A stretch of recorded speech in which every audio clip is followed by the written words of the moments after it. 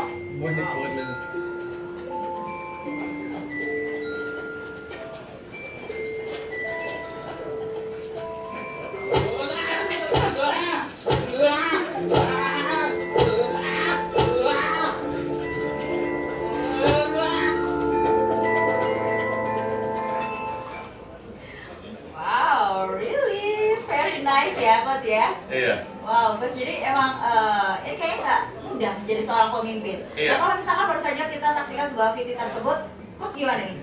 Pro nggak? Atau kontra dengan seorang tipikal dengan pemimpin seperti ini? Ya, tadi kalau kita lihat itu kan tentang strategi ya, bahwa seorang itu, suatu organisasi itu bisa berhasil. Kalau misalnya apa? Tadi kita lihat di belakang situ bahwa kita harus take care of them, itu satu ya. Terus yang kedua welfare-nya. Nah, habis itu di-boost. Saya kira itu salah satu yang benar. Bukan salah satu yang benar. Maksudnya strategi yang benar. Strategi yang benar bahwa kalau misalnya memang welfare itu diatur dengan baik di dalam suatu perusahaan, kemudian juga kita juga men-take care of, menguangkan orang, kalau orang Jawa bilang gitu ya. Gitu, menguangkan orang bahwa kita tentunya dalam pekerjaan itu kita berikan job desk yang jelas. Nah, tentunya dengan strategi itu perusahaan itu akan maju. Oke, kita menguangkan dulu ya, Coach ya. Ada penelpon. Silakan. Oke, selamat malam, sahabat motivator. Halo. Halo, selamat malam. Suaranya nggak jelas. Selamat malam. Iya sih, selamat malam. Ya, dengan siapa di mana ini? Mbak siapa? Di mana? Oh iya, tadi saya tanyakan tadi, kalau bagaimana? Dengan siapa ini? Mohon maaf. Dengan siapa, Mbak? Kalau bagaimana kalau tadi Bapak membahas tentang bagaimana mengenai potensi leadership di kita. Ya.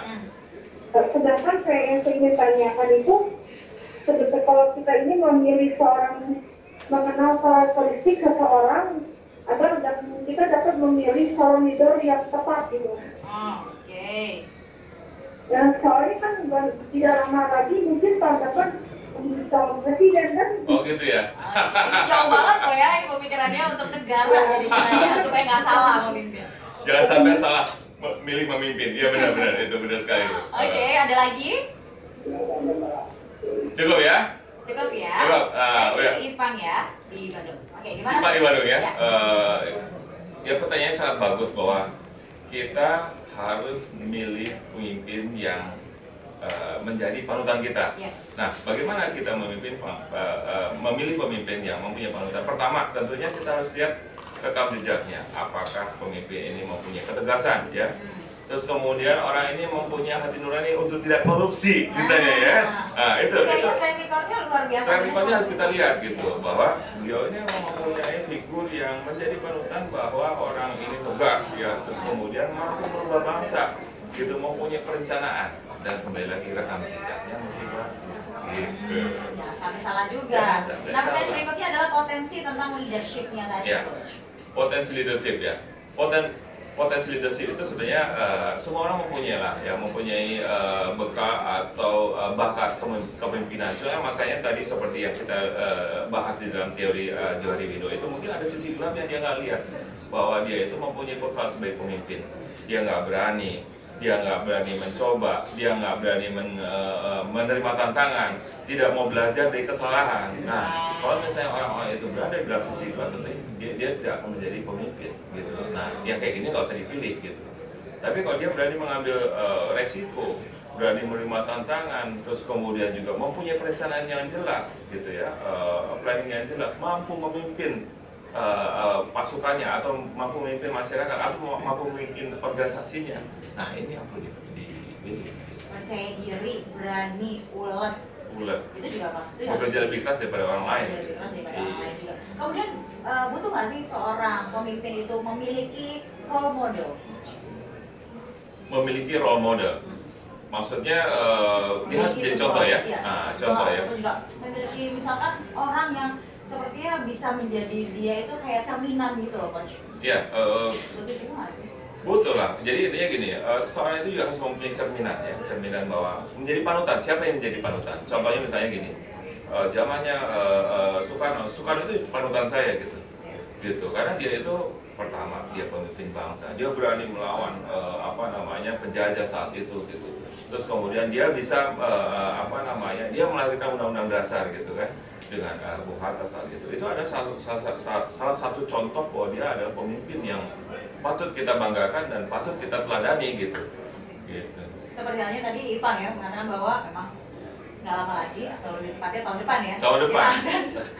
Pesta demokrasi. Pesta demokrasi. Jangan sampai kita memilih pemimpin yang salah atau salah.